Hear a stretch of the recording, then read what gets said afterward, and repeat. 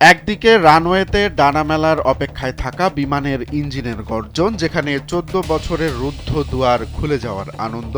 অন্যদিকে প্রশান্ত মহাসাগরের ওপার থেকে ধেয়ে আসা এক সতর্কবার্তা। ঢাকার আকাশে যখন দীর্ঘ প্রতীক্ষিত করাচি ফ্লাইটের টিকিট নিয়ে রীতিমতো কাড়াকাড়ি, ঠিক সেই মুহূর্তেই ওয়াশিংটন থেকে পাকিস্তানে এলো এক বজ্র কঠিন বার্তা। একই দিনে যেন মুদ্রার দুই পিঠ দেখল পাকিস্তান, যেখানে বাংলাদেশের সঙ্গে আকাশপথের পুনর্মিলনের আনন্দ, অন্যদিকে দীর্ঘদিনের মিত্র যুক্তরাষ্ট্রের কাছ থেকে পাওয়া বিপজ্জনক তকমা।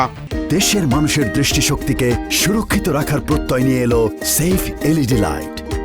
২০১২ সালের পর দীর্ঘ নীরবতা ভেঙে ২৯শে জানুয়ারি হজরত শাহজালাল আন্তর্জাতিক বিমানবন্দর থেকে করাচির উদ্দেশ্যে ডানা মেলছে বিমান বাংলাদেশ এয়ারলাইন্সের একটি বাণিজ্যিক ফ্লাইট। ১৪ বছরের দীর্ঘ অপেক্ষার যেন অবসান ঘটতে চলেছে। বোয়িং ৭৩৭-৮০০ মডেলের এই ফ্লাইটে ১৬২টি আসনের সবগুলো টিকিট বিক্রি হয়ে গেছে বলে জানা গেছে। দীর্ঘ এক যুগ পর সরাসরি এই সংযোগ চালু হওয়ায় যাত্রীদের মধ্যে বিপুল উৎসাহ ও উদ্দীপনা দেখা গেছে। বর্তমানে দুবাই বা দোহা হয়ে দীর্ঘ পথ পাড়ি দেওয়ার যে ভোগান্তি, তা লাঘব করতে বিমান প্রাথমিকভাবে সপ্তাহে ২ দিন বৃহস্পতি ও শনিবার এখন থেকে এই রুটে আবারও ডানা মেলবে। ঠিক যেদিন বাংলাদেশ থেকে করাচি রুটে সরাসরি ফ্লাইট শুরু হতে যাচ্ছে, সেদিনই মার্কিন পররাষ্ট্র দপ্তর থেকে জারি করা হলো ভয়াবহ এক ট্রাভেল অ্যাডভাইজরি, যেখানে পাকিস্তানকে রাখা হয়েছে লেভেল ৩ বা ভ্রমণ পুনর্বিবেচনা করার তালিকায়। মার্কিন প্রশাসন স্পষ্ট জানিয়েছে, অপরাধ, সহিংসতা, সন্ত্রাসবাদ এবং অপহরণের উচ্চ ঝুঁকির কারণে মার্কিন নাগরিকদের পাকিস্তান ভ্রমণ এড়িয়ে চলা উচিত বলে মত দিয়েছে দেশটির সংশ্লিষ্ট কর্তৃপক্ষ।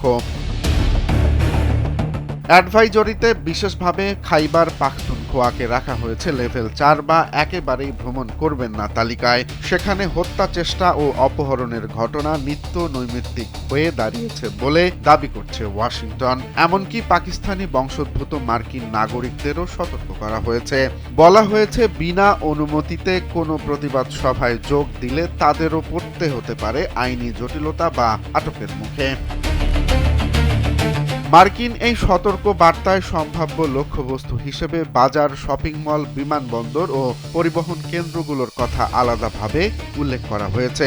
মজার ব্যাপার হলো, যেখানে যুক্তরাষ্ট্র তাদের নাগরিকদের বিমানবন্দর ও জনসমাগম স্থল এড়িয়ে চলতে বলছে, সেখানে বাংলাদেশ ও পাকিস্তানের মধ্যে বাণিজ্যিক ও পর্যটন সম্পর্ক বাড়ানোর অংশ হিসেবে সরাসরি আকাশপথ উন্মুক্ত হলো।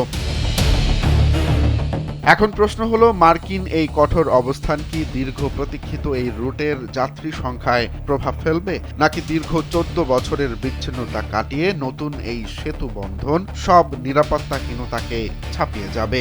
আকাশ যখন খুলে যাচ্ছে, তখন উৎকণ্ঠার মেঘ কতটা ঘন হবে তা সময় বলে দেবে।